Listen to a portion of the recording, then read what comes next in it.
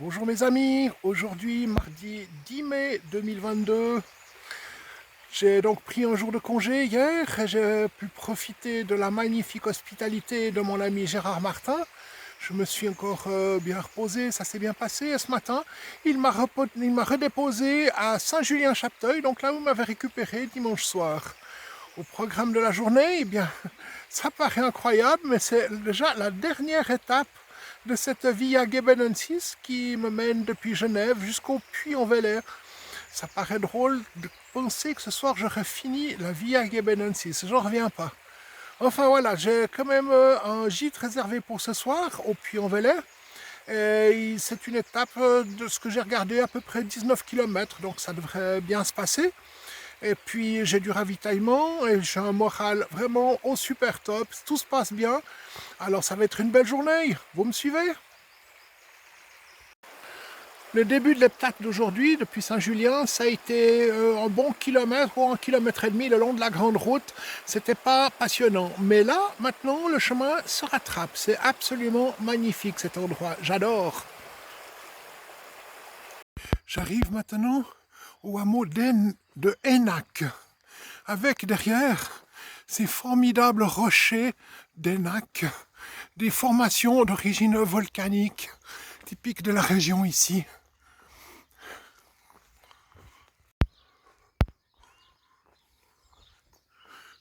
Tournecoll, la croix de Tournecoll.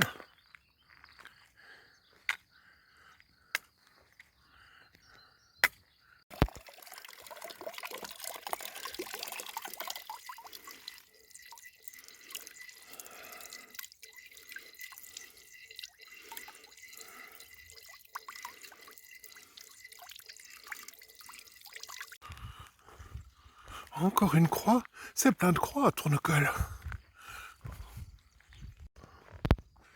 J'arrive à Marnac. Je quitte Marnac et de nouveau une croix. Village sympa, Marnac, il y avait un bon table à l'ombre. Je me suis arrêté un petit moment pour manger un petit quelque chose. Et je repars maintenant, direction Génolac, le Puy. Et voici Saint-Germain-la-Prade. Et pas Génolac, comme je disais tout à l'heure. Saint-Germain-la-Prade abrite une grande usine pour des pneus Michelin, qui est, je pense, là-bas derrière, mais apparemment qui ne départ pas le village. Il y a là une église, paraît-il, qu'il ne faut pas manquer d'aller visiter. On va aller voir ça de plus près. Voilà donc cette fameuse église.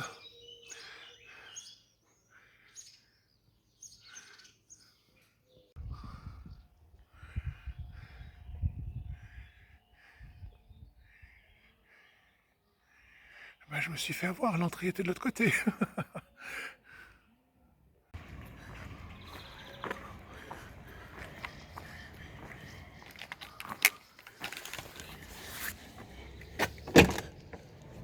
Yes. Oula. Oula, c'est sombre. Oula là, c'est sombre. Voici le cœur de cette église. J'aime beaucoup cette construction en pierre apparente. Je trouve ça magnifique.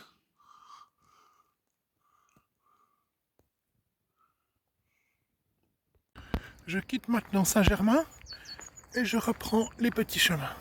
Pour l'instant, c'est la première fois de mon périple que je vois la grande statue du Puy-en-Velay là-bas.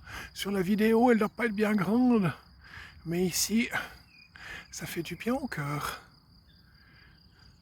Le paysage d'ailleurs est magnifique ici. Bon, derrière, il est un peu plus industriel. Tiens, c'est juste ici, ça s'appelle Montjoie. J'avais vu ça sur le guide.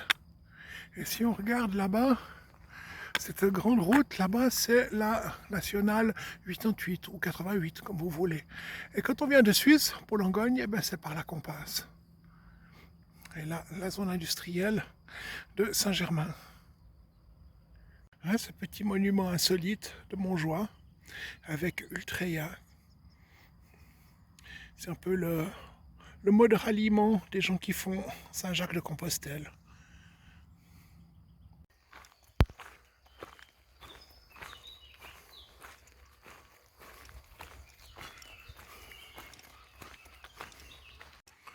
Je m'approche de Brive-Charensac et je pense que ces maisons-là doivent déjà en faire partie, je suppose.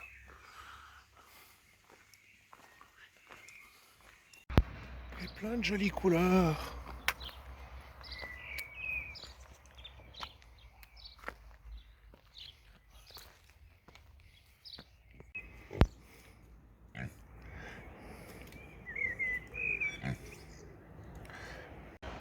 Je suis donc bien arrivé à Brive-Charensac et cette magnifique rivière, c'est la Loire. Je suis arrivé à la Loire. Ah bah ouais, il fallait bien ça, hein.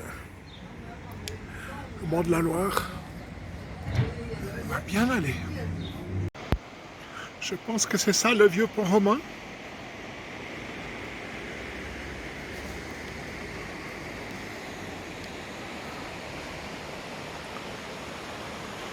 La Loire, comme elle est belle. Ça a l'air d'être une jolie ville, Brive-Charensac. Pas mal de verdure. Juste là derrière les buissons, il y a la rivière, la Loire.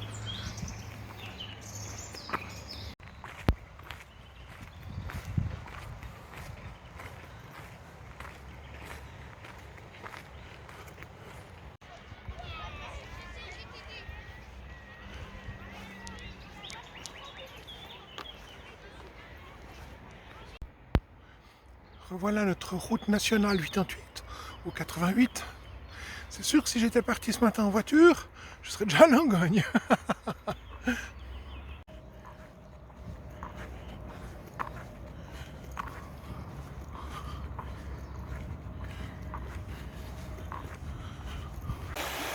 J'aime beaucoup la façon dont le Puy-en-Velay a géré ses espaces verts. Le chemin de Compostelle fait le tour de la ville et toujours sur des chemins de promenade, de loisirs. On y rencontre des piétons bien sûr, des vélos, des trottinettes, des rollers.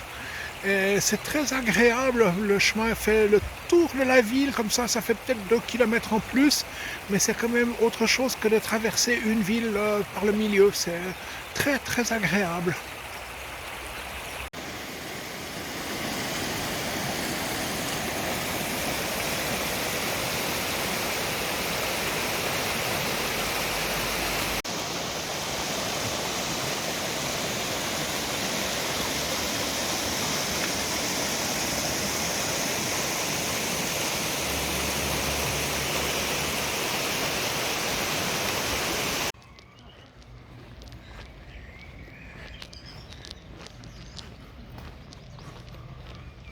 Et regardez là-haut, la statue, la célèbre statue du Puy-en-Velay. On peut grimper à l'intérieur, jusque tout en haut dans la tête, et il y a même une petite coupole d'où on peut voir toute la ville sur 360 degrés. Un très beau pont ici, j'aime beaucoup cette architecture.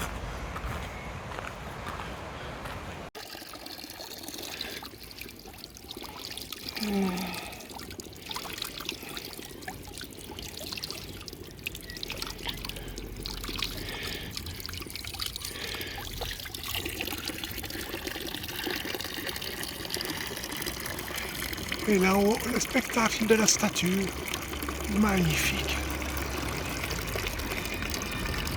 Et là-haut, je vous présente la chapelle Saint-Michel sur l'aiguille du même nom. C'est un rocher volcanique. Ils ont été construire une chapelle là-haut. Voilà la fin de cette journée.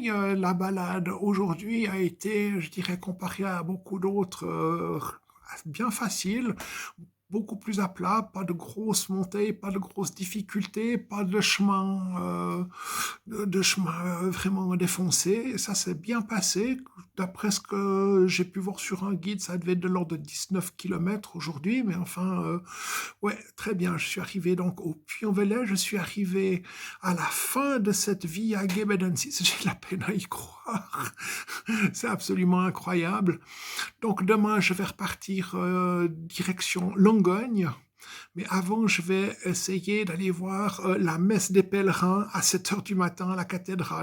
Je suis ici au gîte chez Isabelle Cavelier et on va partager un dortoir avec Nicole qui part demain sur la suite de la route de Compostelle qui part depuis le Puy-en-Velay et elle ira jusqu'à Saint-Jean-Pied-de-Port, donc presque à la frontière espagnole, en un mois. Elle a compté un mois pour faire ça. Cela dit, ben, c'était une bonne journée. Je vais pas tarder à aller me coucher. Je vais encore faire le petit montage vidéo. Puis je vous souhaite une bonne fin de journée, une bonne fin de soirée. Et puis dormez bien et faites de beaux rêves.